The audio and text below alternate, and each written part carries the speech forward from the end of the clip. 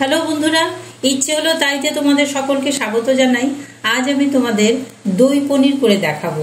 দই পনির তোমরা হয়তো সবাই খেয়ে দেখেছো, তবে আমি কিভাবে করি চলো দেখি।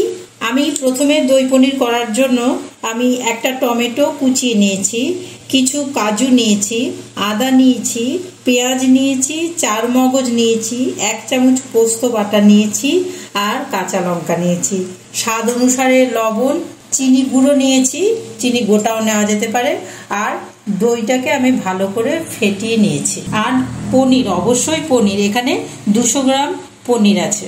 এই মশলাগুলো সব একসাথে বেটে ফিরে আসছি। গ্যাসে কড়াই বসিয়ে দিয়েছি। এবার সাদা তেল আমি এই 1 চামচের একটু বেশি দিয়ে দিলাম।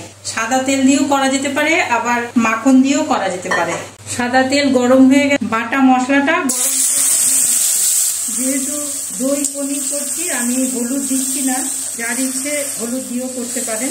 আমি মশলাটা ভালো করে কষে নেব। কাঁচা গন্ধটা চলে যাওয়ার পর বাকি মশলাগুলো দিচ্ছি। 1/2 চামচ জিরে গুঁড়ো আর 1/2 চামচ ধনে গুঁড়ো সামান্য জলে গুলে সেই মশলাটা দিয়ে দিচ্ছি। লবণ দিচ্ছি স্বাদ অনুসারে, আর একটু চিনি দেব। চিনিটা আমি গুঁড়িয়ে নিয়েছি, আগেই বলেছি। এটা যে চিনি খাবেন না সে বাদ দিতেই পারেন, চিনি দিলে একটু ভালো লাগে। আর আমি কাজু বাটা, দই আর চার মগজ বাটা দিয়ে যে মিশ্রণটা করে রেখেছিলাম সেটা দিয়ে দিচ্ছি। ভালো করে কষিয়ে নেব। সমস্ত মশলা থেকে তেল ছেড়ে এসছে। এবার আমি পনিরের টুকরোগুলো দিয়ে দিচ্ছি, ভালো করে নাড়িয়ে নেব।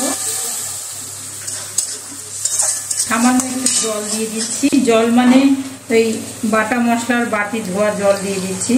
এবার আমি ঢাকা দিয়ে 2 মিনিট ফুটতে দেব। ফিরে আসছি 2 মিনিট পর। 2 মিনিট পর ফিরে এলাম। এবার আমি কসুরি মেথি হাতে নিয়েছি, একটু ডলে নেব এইভাবে।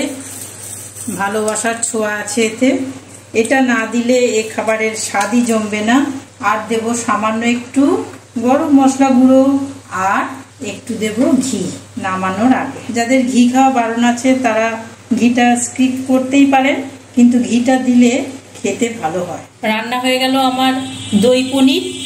এইভাবে গোটা ভিডিওটা আমার সাথে থেকে দেখলেন বলে আপনাদের সকলকে অশেষ ধন্যবাদ জানাই। আর এইভাবেই আমার সাথে থাকবেন, লাইক কমেন্ট দিয়ে জানাবেন কীরকম লাগলো। আর আগামী ভিডিওতে দেখা হবে আপনাদের সাথে।